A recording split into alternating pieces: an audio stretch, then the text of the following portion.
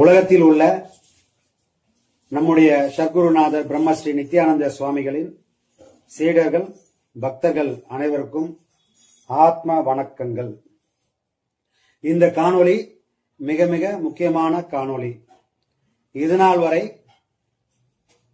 நமக்கும் நம்முடைய சீடர்கள் பக்தர்கள் அனைவர் மனதிலும் கேள்வியாக இருந்த, நெஞ்சை உறுத்தி கொண்டிருந்த ஒரு கேள்விக்கு விடை கிடைத்த ஒரு காணொளி.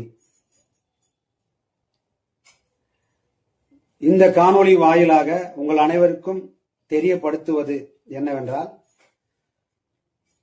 நமக்கும் நம்முடைய சீடர்கள் பக்தர்கள் அனைவருக்கும் பழைய ஆசிரமத்திற்குமான உறவு கடந்த வாரம் சனிக்கிழமையோடு முடிவு பெற்றுள்ளது. இனி உலகத்தில் உள்ள எத்தனையோ ஆசிரமங்களில் பழைய ஆசிரமம் ஒன்று, அவ்வளவே. நமக்கும் பழைய ஆசிரமத்திற்கும் அவர்களுக்கும் உறவு இனி இல்முனை அளவு கூட இல்லை என்பதை இந்த காணொளி வாயிலாக தெரியப்படுத்திக் கொள்கின்றோம். இனி நம்முடைய ஆசிரமம் சத்குரு பிரம்மஸ்ரீ நித்யானந்த சுவாமிகள் அறக்கட்டளை என்ற பெயரில் தனித்து செயல்படும். நம்முடைய சீடர்கள் பக்தர்கள் அனைவரும் இதை நன்கு அறிந்து கொண்டு மற்றவர்களுக்கும் தெரியப்படுத்த வேண்டியது நம்முடைய கடமையாகும்.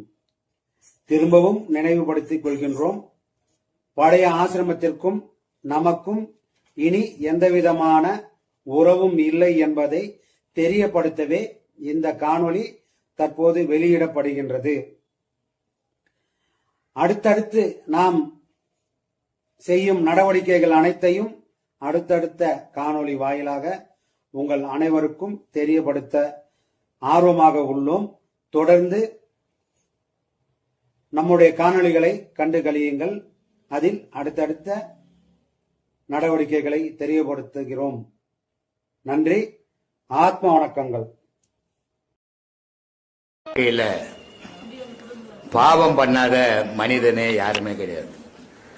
எல்லாரும் பேசுறது, நான் ஒரு பாவமும் பண்ணலங்க, நான் பெரும் கஷ்டப்படுறேங்க. பாவம் பண்ணலன்னா பிறப்பே கிடையாது. அப்போ எதுவோ நமக்கு தெரியாத பாவம் பண்ணும். சரி, இந்த பாவம் பண்ணதால நம்மளே கஷ்டப்படுறோம், நம்ம குடும்பம் கஷ்டப்படுது. ஆனா நம்ம என்ன பண்றோம், 4 குழந்தைங்களையும் பெற்றுக்கிறோம். அப்போ நம்ம பட்ட கஷ்டம் இல்லாத அந்த குழந்தைங்களும் கஷ்டப்படுது.